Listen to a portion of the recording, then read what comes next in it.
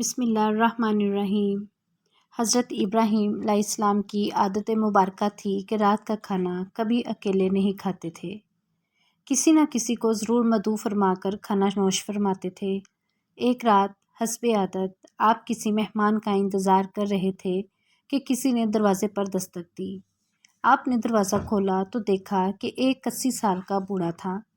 اس نے فوراً کہا کہ مجھے کچھ کھانے کو ہے تو مجھے دے دیے، مجھے بہت بھوک لگی ہے۔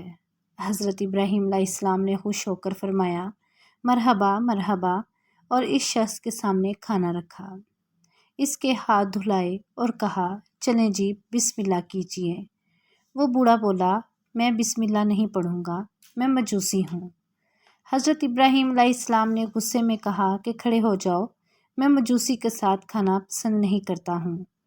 وہ بوڑھا بڑبڑاتا ہوا چلا گیا۔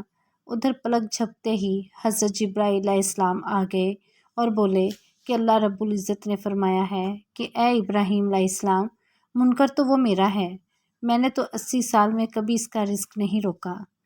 حضرت ابراہیم علیہ السلام یہ سنتے ہی اس بوڑھے مجوسی کے پیچھے دوڑے۔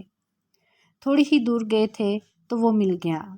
آپ نے اس سے کہا کہ اے اللہ کے بندے، مجھے معاف کر دے اور میرے ساتھ چل کر کھانا کھا۔ آپ کی وجہ سے مجھے اللہ سے بہت ڈانٹ پڑی ہے۔ مجوسی بولا کہ کون اللہ؟ آپ علیہ السلام نے فرمایا، وہ ذات جس نے ساری کائنات کو پیدا کیا، اللہ وہ ہے۔ جس نے ہر شے کو تخلیق کیا اور خوبصورت شکل میں ڈھالا، اللہ وہ ذات ہے۔ جو تمام مخلوقات کو رزق دیتا ہے، اللہ وہ ذات ہے۔ جس نے تجھے اور مجھے اب تک زندہ رکھا ہوا ہے۔